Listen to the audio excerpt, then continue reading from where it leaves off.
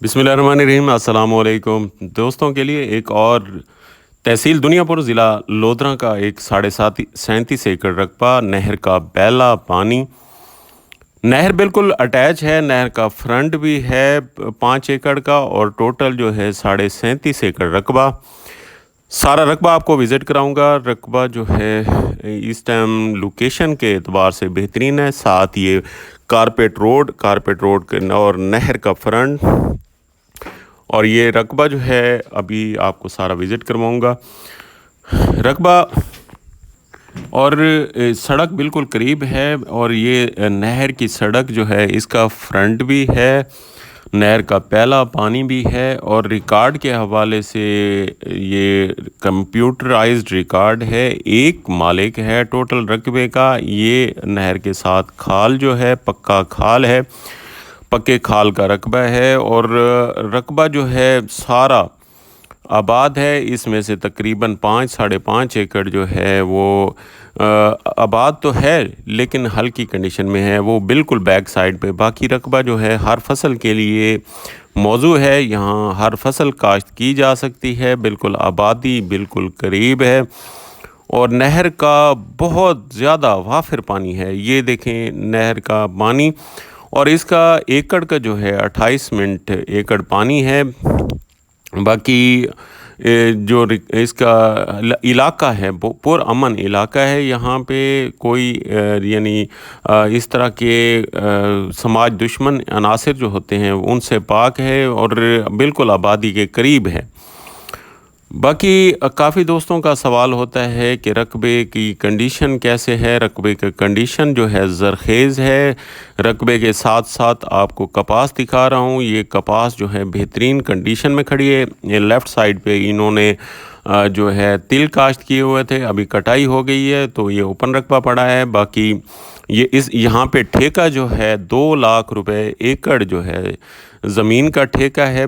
बाकी रकबा जो आपको देख रहे हैं, रकबा अप्रोच के लिहाज से शानदार लोकेशन पे है क्योंकि मेन रोड जो मेन तहसील मेलसी ज़िला बिहाड़ी जो है यहाँ से तकरीबन 12 किलोमीटर पे है रोड और नहर का फ्रंट है सारा।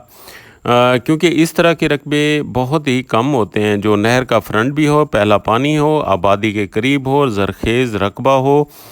अभी बैक साइड पे आपको दिखाता हूँ जो खैर आबाद जिसमें तकरीबन 3 बीघे जो है गैर आबाद पड़ा है, उसको मट्टी इकट्ठी की गई है, मट्टी इकट्ठी करके रखी गई है। बाकी पीछे आबाद है लेकिन हल्का है, इसलिए 5.5 एकड़ मैंने बताया कि आपको हल्की कंडीशन का मिलेगा। साथ बाकी 32-32.5 एकड़ जो है वो बेहतरीन ज़रख़ेज़ रकबा है क्योंकि इस तरह का जो ऊंचे रकबे होते हैं उनकी मट्टी इकट्ठी की जाती है। क्योंकि शहर करीब हो तो वहाँ से उठा लेते हैं, अगर ना उठा सकें तो वो मट्टी जो किसान हैं वो साथ इकट्ठी करके रख देते हैं और वो अपनी ज़मीन में ही रखते हैं तो वो गैर आबाद हो जाती है। इस तरह की कंडीशन में है। यहाँ पे जो है भट्ठा लगाया गया था ईंटों वाला और इस वजह से ये अभी गैर आबाद पड़ा है क्योंकि मालकान जो हैं वो इधर रकबे से तकरीबन 50 किलोमीटर दूर रहते हैं तो उनका आना जाना और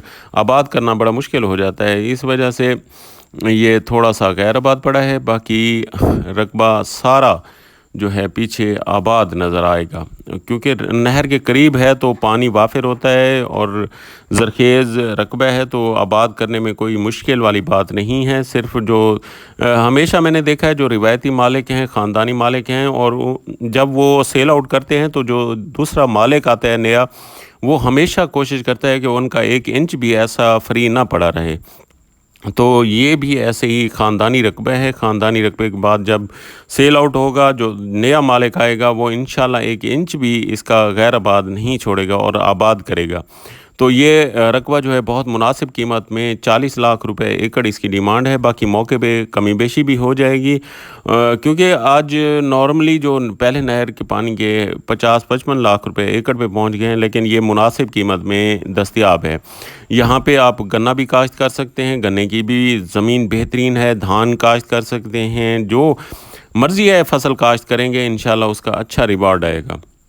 باقی علاقہ پرامن ہے، بالکل پرامن، اور ساری آپ کو یہاں پہ جو ہے کاشتکاری نظر آئے گی، کاشتکار لوگ نظر آئیں گے، اور رقبے جو ہے سارے زرخیز نظر آئیں گے، کیونکہ نہری پانی اگر وافر ہو تو وہاں پہ جو ہے ہر چیز بڑی اعلیٰ ہوتی ہے۔ باقی زیر زمین پانی جو ہے وہ بھی میٹھا ہے۔ باقی یہ دیکھیں سامنے آپ کو روڈ نظر آ رہا ہوگا،